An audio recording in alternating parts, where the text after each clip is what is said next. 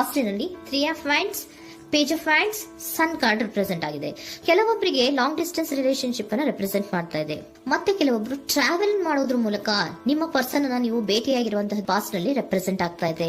ನಿಮ್ಮ ಪಾಸ್ಟ್ ನಲ್ಲಿ ನಿಮ್ಮ ಲವ್ ಲೈಫ್ ನ ವಿಚಾರದಲ್ಲಿ ಒಂದು ರೊಮ್ಯಾಂಟಿಕ್ ಇತ್ತು, ಒಂದು ರೀತಿಯ ಕ್ಯೂರಿಯಾಸಿಟಿ ಇತ್ತು, ಒಂದು ಎಂಜಾಯ್ ಇತ್ತು. ಕೆಲವೊಂದು ರೀತಿಯ ಮೆಸೇಜ್ ಗಳನ್ನ ಎಕ್ಸ್ಚೇಂಜಿಂಗ್ ಮಾಡ್ಕೋತಾ ಇದ್ರಿ, ಫೋನ್ಗಳ ಮೂಲಕ ಅಥವಾ ವಾಟ್ಸ್ಆಪ್ ಗಳ ಮೂಲಕ ಮೆಸೇಜ್ ಗಳನ್ನ ಕಳಿಸ್ಕೊಳ್ಳುವಂತಹದ್ದು, ಒಂದು ರೀತಿಯ ಕ್ಯೂರಿಯಾಸಿಟಿ, ಎಕ್ಸೈಟ್ಮೆಂಟ್ ಗಳೆಲ್ಲ ನಿಮ್ಮ ಲವ್ ಲೈಫ್ ನ ವಿಚಾರದಲ್ಲಿ ಇತ್ತು. ಪಾಸ್ಟ್ ನಲ್ಲಿ ಕೂಡ ನಿಮ್ಮ ಲವ್ ಲೈಫ್ ನ ವಿಚಾರದಲ್ಲಿ ಯಾವುದೇ ರೀತಿಯ ತೊಂದರೆಗಳಿರಲಿಲ್ಲ. ಸೊ ಪಾಸಿಟಿವ್ ಆಗಿತ್ತು. ಪಾಸಿಟಿವ್ ಚೇಂಜಸ್ ಗಳು, ಬದಲಾವಣೆಗಳನ್ನೇ ನೀವು ನೋಡಿದ್ದೀರಾ. ಯಾವುದೇ ರೀತಿಯ ತೊಂದರೆಗಳೇನು, ಜಗಳಗಳೇನು ಇಲ್ಲದೆ ಇರುವಂತಹದ್ದು ರೆಪ್ರೆಸೆಂಟ್ ಆಗ್ತಾ ಇದೆ. ಅಟ್ ದ ಪ್ರೆಸೆಂಟ್ ಸಿಚುಯೇಷನ್ ಹೇಗಿದೆ? ಈಗಿನ ಸಿಚುಯೇಷನ್ ಕೂಡ ಸೆಕ್ಯೂರ್ ಆಗಿರುವಂತಹದ್ದು. ನಿಮ್ಮ ಲವ್ ಲೈಫಿನ ವಿಚಾರದಲ್ಲಿ ಅಟ್ ಪ್ರೆಸೆಂಟ್ ಅಲ್ಲೂ ಕೂಡ, ಈ ಹಿಂದೆನೂ ಕೂಡ ನಿಮಗೆ ಚೆನ್ನಾಗೇ ಇತ್ತು, ಈಗಲೂ ಕೂಡ ಪ್ರೆಸೆಂಟ್ ಅಲ್ಲಿ ನಿಮಗೆ ಕಿಂಗ್ ಆಫ್ ಪ್ಯಾಂಟಿಕಲ್ ರೆಪ್ರೆಸೆಂಟ್ ಆಗ್ತಾ ಇರೋದ್ರಿಂದ ನಿಮಗೆ ಲವ್ ಲೈಫ್ ನ ವಿಚಾರದಲ್ಲಿ ಚೆನ್ನಾಗೇ ಇದೆ. ಸೊ ಒಂದು ಭದ್ರತೆ ಇದೆ. ಲವ್ ಲೈಫ್ ನ ವಿಚಾರದಲ್ಲಿ ಒಂದು ಸಾಮರಸ್ಯ ಇದೆ. ಯಾವುದೇ ರೀತಿಯ ತೊಂದರೆಗಳು ಏನು ಕಾಣ್ತಾ ಇಲ್ಲ.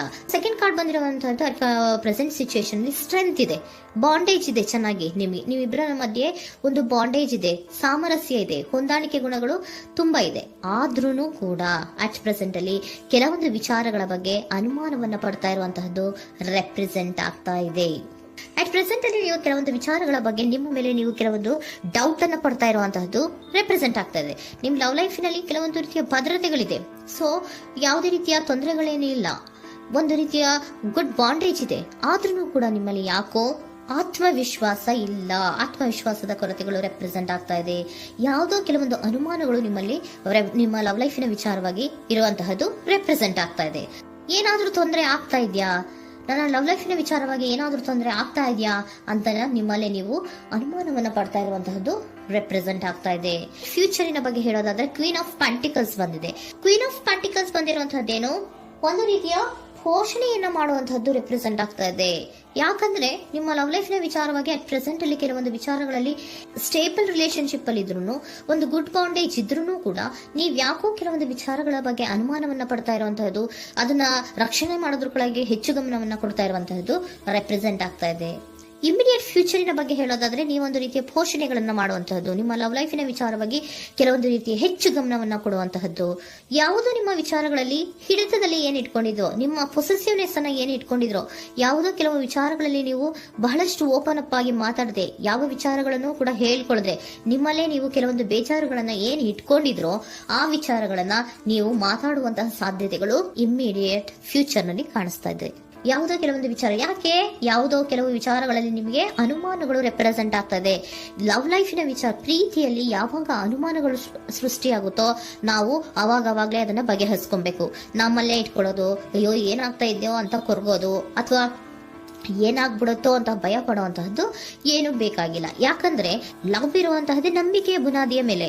ಸೊ ನೀವೇನ್ ಮಾಡ್ಬೇಕು, ಏನಾದ್ರೂ ಸ್ವಲ್ಪ ಡೌಟ್ಗಳು ಬಂದಾಗ ನೀವು ಅದನ್ನ ಬಗೆಹರಿಸ್ಕೋಬೇಕು. ಯಾವ ವಿಚಾರದಲ್ಲಿ ನಿಮಗೆ ಬೇಜಾರಾಗಿತ್ತು ಅದನ್ನ ನೀವೇನ್ ಮಾಡ್ಬೇಕು, ನಿಮ್ಮಲ್ಲೇ ಇಟ್ಕೊಂಡು ಕೊರಗಬಾರ್ದು. ಓಪನ್ ಅಪ್ ಆಗಿ ಮಾತಾಡೋದ್ರ ಮೂಲಕ ನೀವು ಕ್ಲಾರಿಟಿಯನ್ನ ತಗೊಳ್ಳುವಂತಹದ್ದು ನಿಮಗೆ ಇಮಿಡಿಯೇಟ್ ಫ್ಯೂಚರ್ ನಲ್ಲಿ ಕಾಣಿಸ್ತಾ ಇದೆ. ಯಾವುದೇ ವಿಚಾರಗಳ ಬಗ್ಗೆ ನೀವು ನಿಮ್ಮ ಲವ್ ಅನ್ನ ಅಥವಾ ನಿಮ್ಮ ಪ್ರೀತಿಯನ್ನ ಭದ್ರವಾಗಿ ಉಳಿಸ್ಕೊಳ್ಳೋದಕ್ಕೋಸ್ಕರವಾಗಿ ನೀವು ನಿಮ್ಮಲ್ಲೇ ಇಟ್ಕೊಂಡಿದ್ದಂತಹ ಅಥವಾ ಕೆಲವು ಬೇಜಾರಿನ ವಿಷಯಗಳ ಬಗ್ಗೆ ನೀವು ಹೆಚ್ಚು ಮಾತಾಡಿ, ಓಪನ್ ಅಪ್ ಆಗಿ ಕೆಲವೊಂದು ವಿಚಾರಗಳ ಬಗ್ಗೆ ಮಾತಾಡುವಂತಹದ್ದು ಮತ್ತೆ ಅದನ್ನ ಕ್ಲಾರಿಟಿಗೆ ತಗೊಳ್ಳುವಂತಹದ್ದು ರೆಪ್ರೆಸೆಂಟ್ ಆಗ್ತಾ ಇದೆ. ನಿಮ್ಮಲ್ಲಿ ಬಾಟಮ್ ಆಫ್ ದ ಡೆಕ್ ಅಲ್ಲಿ ಬಂದಿರುವಂತಹದ್ದೇ ಅದು. ಖುಷಿಯಾಗಿರ್ಬೇಕು, ಸಂತೋಷವಾಗಿರ್ಬೇಕು, ನಮ್ಮ ಲವ್ ಲೈಫಿನ ವಿಚಾರದಲ್ಲಿ ಒಂದು ಎಂಜಾಯ್ ಇರಬೇಕು, ಮತ್ತೆ ನೆಮ್ಮದಿ ಇರಬೇಕು, ಯಾವುದೇ ರೀತಿ ಗಲಿಬಿಲಿಗಳಿರಬಾರ್ದು ಅನ್ನೋಂತಹದ್ದೇ ನಿಮ್ಮ ಎನರ್ಜಿಯಲ್ಲಿ ರೆಪ್ರೆಸೆಂಟ್ ಆಗ್ತಾ ಇರೋದು.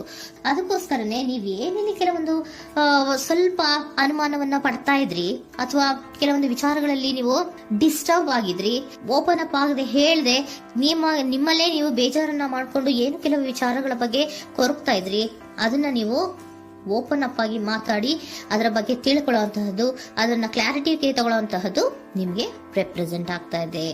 ಪಾಸ್ಟಿನಲ್ಲಿ ನಿಮ್ಗೆ ತುಂಬಾನೇ ಚೆನ್ನಾಗಿತ್ತು, ಅಟ್ ಪ್ರೆಸೆಂಟಿನಲ್ಲೂ ತುಂಬಾನೇ ಚೆನ್ನಾಗಿದೆ. ಬಟ್ ಕೆಲವೊಂದು ವಿಚಾರಗಳ ಬಗ್ಗೆ ನೀವು ಸೆಲ್ಫ್ ಡೌಟ್ ಅನ್ನ ಪಡ್ತಾ ಇರುವಂತಹದ್ದು ರೆಪ್ರೆಸೆಂಟ್ ಆಗ್ತಾ ಇದೆ. ಏನಾಗ್ತಾ ಇದೆಯೋ ಅನ್ನೋದ್ರ ಬಗ್ಗೆ ನೀವು ಸ್ವಲ್ಪ ವಿಶ್ವಾಸವನ್ನ ಕಡಿಮೆ ಮಾಡ್ಕೊಳ್ತಾ ಇರುವಂತಹದ್ದು ರೆಪ್ರೆಸೆಂಟ್ ಆಗಿತ್ತು. ಬಟ್ ಆದ್ರೆ ಇನ್ನು ಇಮಿಡಿಯೇಟ್ ಫ್ಯೂಚರ್ ನಲ್ಲಿ ಏನಪ್ಪಾ ಅಂದ್ರೆ ನಿಮ್ಮ ಲವ್ ಲೈಫ್ ಅನ್ನ ನಾವು ಉಳಿಸ್ಕೊಬೇಕು, ನಾನು ಎಲ್ಲವನ್ನ ನಮ್ಮ ಕಂಟ್ರೋಲ್ ಅಲ್ಲೇ ಇಟ್ಕೊಂಡು ಅಥವಾ ಪೊಸೆಸಿವ್ನೆಸ್ ಅನ್ನ ಬೆಳೆಸ್ಕೊಂಡು ನಾನೇ ಬೇಜಾರು ಮಾಡ್ಕೊಂಡಿದ್ರೆ ಸರಿ ಇಲ್ಲ, ನಾನು ಓಪನ್ ಅಪ್ ಆಗಿ ಮಾತಾಡಿ ಕೆಲವೊಂದು ವಿಚಾರಗಳ ಬಗ್ಗೆ ನಾನು ಕ್ಲಾರಿಟಿಯನ್ನ ತಗೋಬೇಕು ಅಂತ ಆಲೋಚನೆಯನ್ನ ಮಾಡ್ತಾ ಇರುವಂತಹದ್ದು ರೆಪ್ರೆಸೆಂಟ್ ಆಗ್ತಾ ಇದೆ. ಓಕೆನಾ? ಒಂದು ಏಂಜಲ್ ಗೈಡೆನ್ಸ್ ನ ನಿಮ್ಮ ಲವ್ ರೀಡಿಂಗಿನ ವಿಚಾರವಾಗಿ ತಗೊಂಡ್ಬಿಡೋಣ ಅಲ್ವಾ.